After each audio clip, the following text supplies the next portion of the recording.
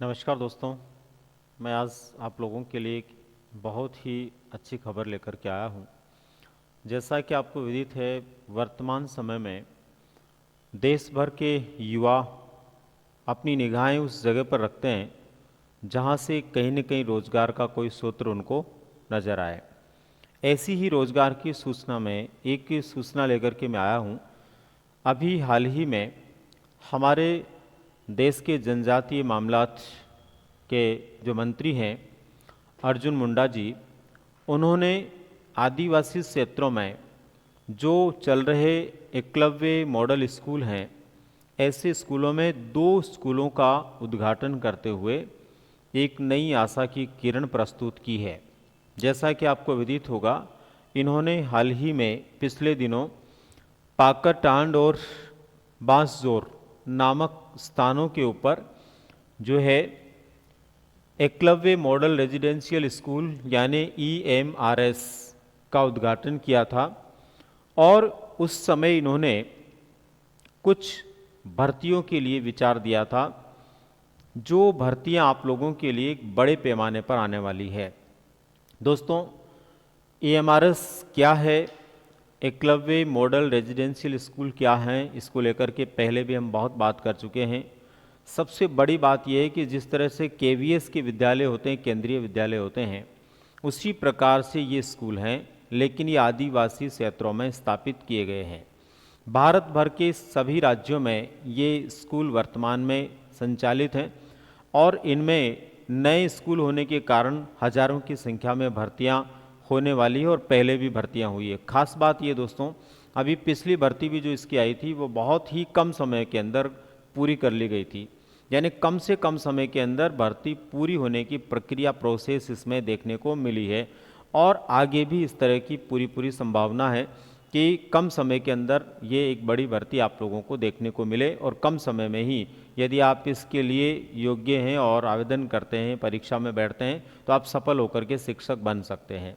दोस्तों, यहाँ पर सबसे पहली बात तो ये है कि भर्तियाँ जो है इन्होंने जो घोषणा की उनके अनुसार लगभग 38,000 प्लस पदों पर होनी है, यानी 38,000 से ज़्यादा पदों पर होनी है। लेकिन उसमें बहुत सारी भर्तियाँ वो भी है जो नॉन एकेडमिक है, यानी कि शिक्षक के अलावा भी बहुत सारे पद हैं, उनके ऊपर ये भर्तियाँ होने वाली है।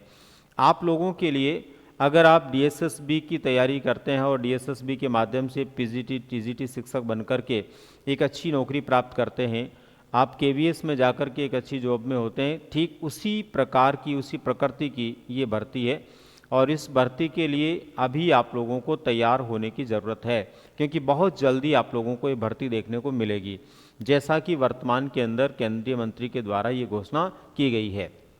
दोस्तों, आपको ये पता होना चाहिए कि एकलव्य मॉडल रेजिडेंशियल स्कूल आदिवासी क्षेत्रों में जो है स्थापित किए गए हैं।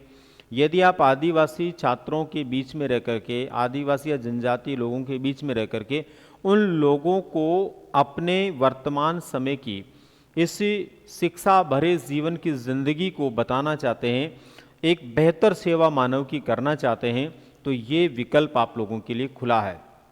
नौकरी तो आपको कहीं भी करनी है, जॉब आपको कहीं भी करनी है, लेकिन दोस्तों यदि जॉब ऐसी मिले जिसमें नौकरी के साथ साथ में हम सेवा कार्य भी कर पाएँ, तो ये एक बहुत बड़ा विकल्प आप लोगों के लिए है। यहाँ पर सब कुछ व्यवस्थाएं रेजिडेंशियल होती है, बहुत अच्छे वेतन मान पर यहाँ पर नियुक्ति होती है। तो यदि आप लोग इस भर्ती को लेकर के आशान्वित हैं और यदि आप इस भर्ती के बारे में थोड़ा सा पहले भी अनुभव रखते हैं और नहीं भी रखते हैं, तो भी आप लोगों के लिए एक बेहतरीन भर्ती है, इसके लिए आप लोगों को तत्पर रहना चाहिए। दोस्तों, यहाँ पर इन्होंने जो घोषणा की है उसके अनुसार लगभग 38,000 पदों पर ये भर्तियाँ होनी है, जिसमें कौन कौन से पद संभावित हैं। यहाँ प्रिंसिपल के पदों पर भर्ती होनी है, वाइस प्रिंसिपल के पदों पर भर्ती होनी है।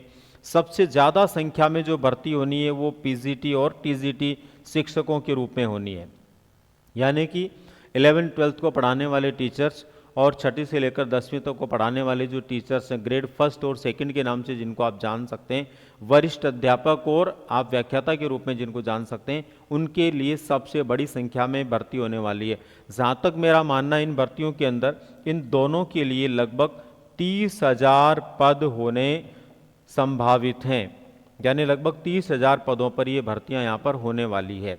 इसके अलावा दोस्तों यहाँ पर हॉस्टल वार्डन है, लाइब्रेरियन है और क्लर्क के लिए भी भर्ती होने वाली है। तो आप इनमें से किसी भी क्षेत्र के लिए योग्यता रखते हैं तो आप लोगों को तैयार रहना चाहिए इन भर्तियों के लिए।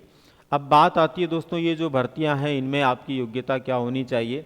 तो पीजीटी के लिए यहाँ पर योग्यता होनी चाहिए, आपका बीएड होना जरूरी है, प्लस आपका जो है पीजी होना जरूरी है। यानी जिस विषय के अंदर आप जो है पीजीटी शिक्षक बनना चाहते हैं उसमें आपका पीजी होना कंपलसरी है। इसके अलावा यदि आप टीजीटी यानी ग्रेड सेकंड के लिए आवेदन करते हैं तो यहाँ पर आपका सीटेट पास होना जरूरी है। इसके अलावा आपका बीएड होना जरूरी है। आयु की यदि हम बात करें दोस्तों तो 18 से 40 वर्ष यहाँ पर इन भर्तियों के लिए आयु सीमा है।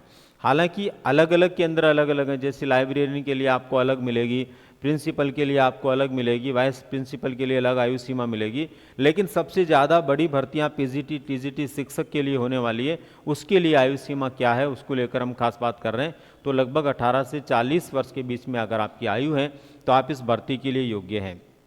अच्छा, यहाँ पर एक बात और मैं आपको बताना चाहूँगा कि अभी हाल ही के अंदर, वैसे तो यहाँ पर पीजीटी के लिए बीएड का और पीजी का होना जरूरी है, लेकिन हाल ही में आपको पता हो तो एनसीटी और अन्य प्रकार की हमारी जो संस्थाएं हैं शिक्षक भर्ती से जुड़ी हुई, उनमें ये तय किया गया है कि अब ग्रेड सेकंड और फर्स्ट के लिए यानी वरिष्ठ अध्यापक के लिए और व्याख्याता के लिए भी क्या होना जरूरी है, पात्रता परीक्षा होना जरूरी है। तो अभी तक तो ऐसा नहीं है, लेकिन इस भर्ती के अंदर ऐसा हो सकता है, नया नियम लागू हो जाए तो आपको बीएड के साथ में सीटेट भी यहाँ पर मांग लें।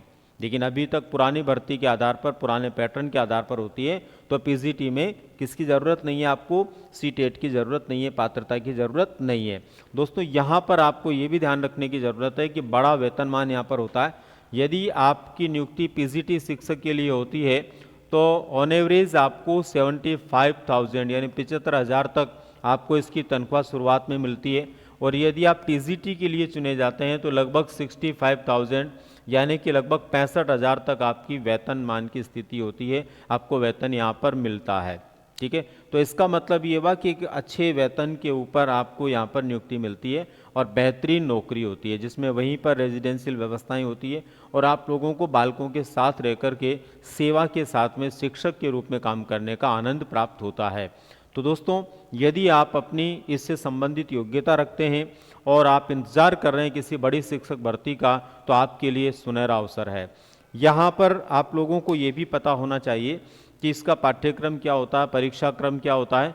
तो यदि आपको ध्यान हो तो पिछली जो भर्ती आई थी उस समय मैंने पाठ्यक्रम को लेकर के भी वीडियो बना करके बताया था, जिसके अंदर पीजीटी का पाठ्यक्रम क्या होता है, टीजीटी का क्या होता है और किस तरह से उसके अंदर भर्ती प्रोसेस होती है, सब बताया हुआ है पिछले कुछ महीनों पहले ही। फिर भी यदि आप जो है इच्छा रखते हैं तो आप लोगों के लिए इस नई भर्ती के लिए भी क्या पाठ्यक्रम किस तरह से रहने वाला है, क्या प्रोसेस रहने वाली है, इसमें भर्ती को लेकर के मैं फिर एक वीडियो के माध्यम से आपको बता दूंगा।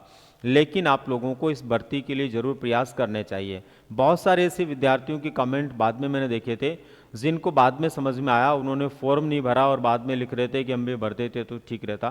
तो इस तरह आप लोगों को भी ध्यान रखना दोस्तों, आने वाली भर्ती के लिए तैयार रहना है और सुनिश्चित रूप से आने वाली भर्ती के अंदर आप शिक्षक बनकर के अपना इस क्षेत्र में भविष्य निर्माण कर सकते हैं। तो दोस्तों ये थी एक बहुत अच्छी जानकारी आप लोगों के लिए।